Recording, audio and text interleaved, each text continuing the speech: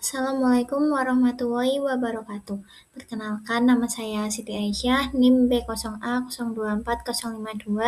Jadi saya akan memaparkan hasil magang saya di UKBAT Cangkringan pada mata kuliah Teknik Pembenihan Ikan Air Tawar dengan judul Teknik Pemijahan Alami Ikan Mas Merah Najwa Cyprinus carpio di Unit Kerja Budidaya Air Tawar UKBAT Cangkringan, Sleman, Daerah Istimewa Yogyakarta.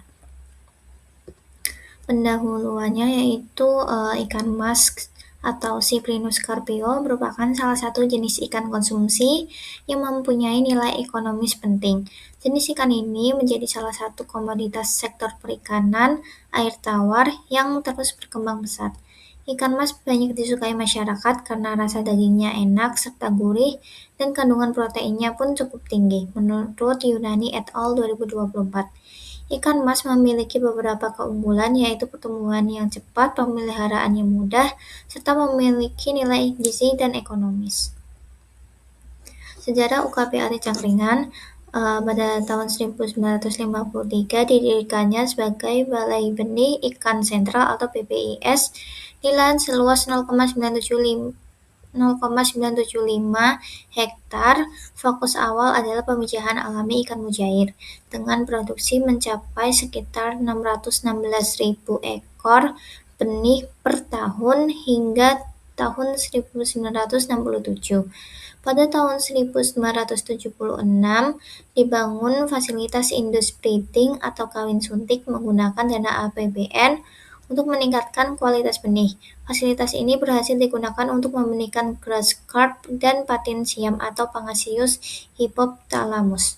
Pada tahun 1997 atau 1998 terjadi perluasan lahan yang signifikan dari 0,9750 hektar menjadi 8,4169 hektar. Pada tahun 2003 terjadi perubahan nama.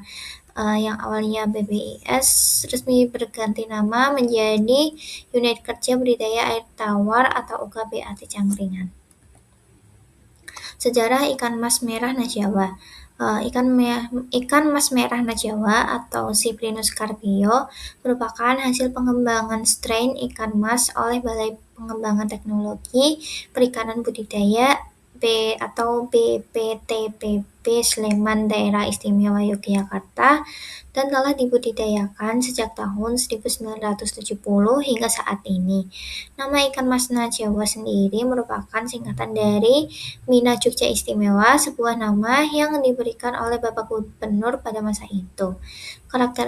Karakteristik utamanya adalah warna tubuhnya yang merah menyala, menjadikannya berbeda dari jenis ikan mas lain yang umumnya ditemukan, menurut Rofi et al. 2022.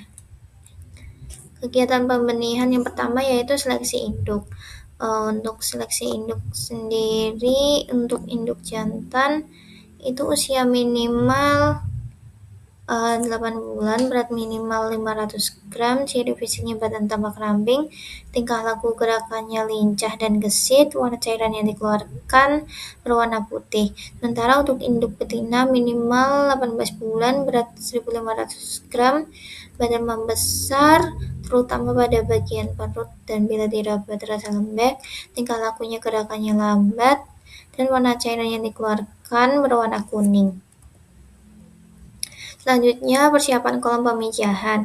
Untuk persiapan kolam pemijahan meliputi pengurasan kolam, pembersihan kolam, pengeringan atau sterilisasi alami, pengisian air kolam, dan persiapan media pemijahan dengan menggunakan HPA dan KKBAN. Untuk penebaran induk ke kolam pemijahan yaitu luas kolam jaring HPA seluas 4 kali 2 meter. Rasio perbandingan bobot induk ikan mas yaitu 1:1 berdasarkan bobot indukan. Untuk proses pemijahannya yaitu secara alami. Proses pemijahan diawali dengan meletakkan induk jantan dan induk betina ke dalam satu kolam yang sebelumnya telah diisi air dan dipasang KKBAN.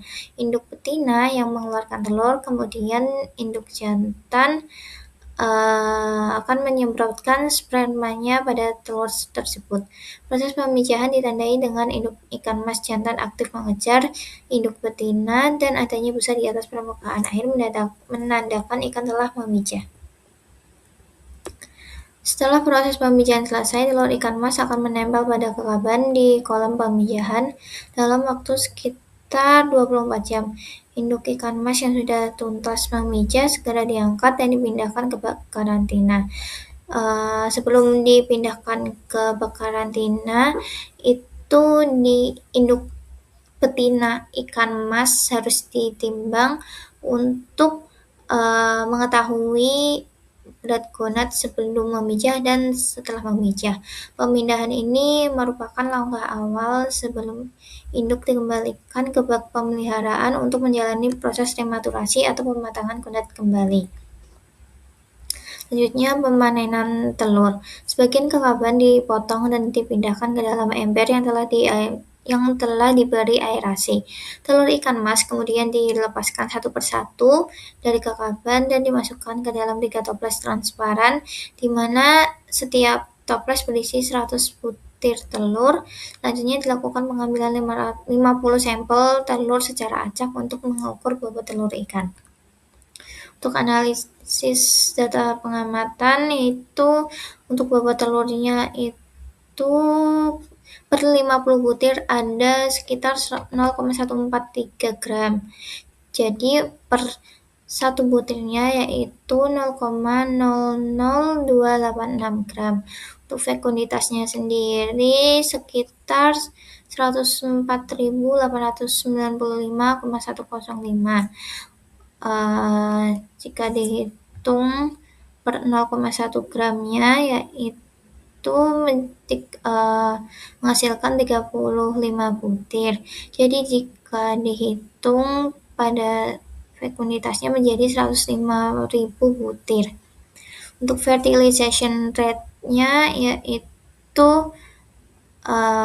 jumlah telur terbuahi per jumlah telur sampel dikali 100%.